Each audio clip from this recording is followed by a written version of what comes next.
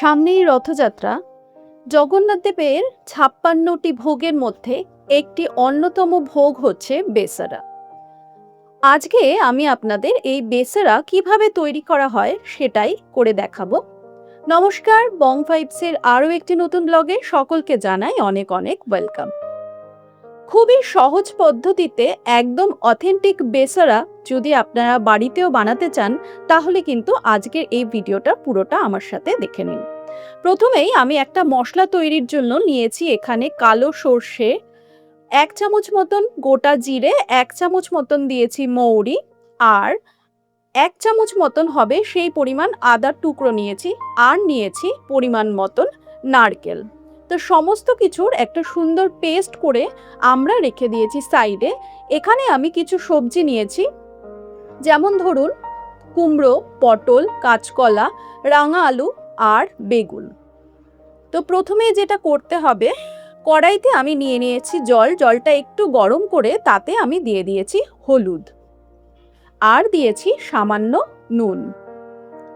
জগন্নাথ দেবের মহাপ্রসাদ কিন্তু সাধারণত মাটির পাত্রেই তৈরি করা হয়, তবে আমরা মাটির পাত্র অ্যাভেলেবেল পাইনি বলে আমি কড়াইতেই করে আপনাদেরকে দেখাচ্ছি। তো প্রথমেই যেটা করেছি, আমি কাঁচা ছোলা ভিজিয়ে রেখেছিলাম, সেটা দিয়ে দিয়েছিলাম সেদ্ধর জন্য। আর তারপরে যে সমস্ত সবজি কেটে রেখে আপনাদেরকে দেখিয়েছিলাম আগেই, সেটা বেশ ভালো করে ধুয়ে জল ঝরিয়ে রেখে দিয়েছিলাম, সেগুলোও কিন্তু এই জলের মধ্যে দিয়ে দিয়েছি। এবারে আমাদের সমস্তটা কিন্তু সেই জলের মধ্যেই সেদ্ধ করতে হবে।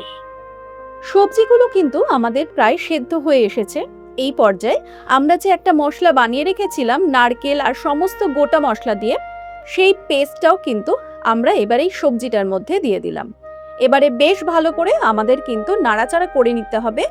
আর এই যে গ্রেভিটা হয়েছে সেটা ফুটতে ফুটতে কিন্তু একদম গাঢ় হয়ে যাবে, এবং তাতে হবে কি মশলার যে কাঁচা গন্ধ সেটাও নষ্ট হয়ে যাবে।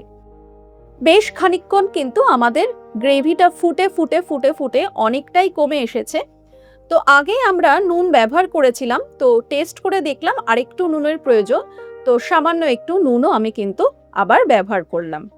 সমস্তটা সেদ্ধ হয়ে যাওয়ার পর গ্রেভিটা যখন অনেকটাই ঠিক হয়ে গেছে, আমরা রেখে দিয়েছি সাইডে। এবার আরেকটা কড়াই নিয়ে তাতে আমি বেশ খানিকটা পরিমাণ ব্যবহার করেছি ঘি। ঘি গরম হয়ে যাওয়ার পরেই প্রথমে আমি এখানে ডালের বড়িগুলো ভেজে নিলাম। বড়ি ভাজা হয়ে যাওয়ার পর ওই ঘিতেই আমি এবারে ফোড়ন ব্যবহার করেছি, তেজপাতা আর ৫ ফোড়ন। এবারে এই ফোড়নটা একটু বেশ ভাজা ভাজা হবে, আর একটা সুন্দর গন্ধ যখন বেরিয়ে আসবে, আমরা যে বেসারাটা তৈরি করে রেখে দিয়েছি, সেই বেসারের ওপরে কিন্তু আমাদের এই ফোড়নটা, এই ঘিটা তড়কা হিসাবে ব্যবহার করতে হবে। তাহলেই কিন্তু আজকে জগন্নাথ দেবের যে মহা ভোগ, সেই ভোগের যে আইটেম বেসারা একদম তৈরি। তো দেখতেই পাচ্ছেন কত সহজেই কিন্তু এটা তৈরি হয়ে গেছে। তো তড়কা দেওয়ার পর আমি বড়িগুলোও দিয়ে দিলাম, বেশ ভালো করে আবার নাড়াচাড়া করে একটু ঢাকনা দিয়ে আমরা স্ট্যান্ডিং টাইমের জন্য রেখে দেব। ব্যাস, একদম তৈরি বেসারা।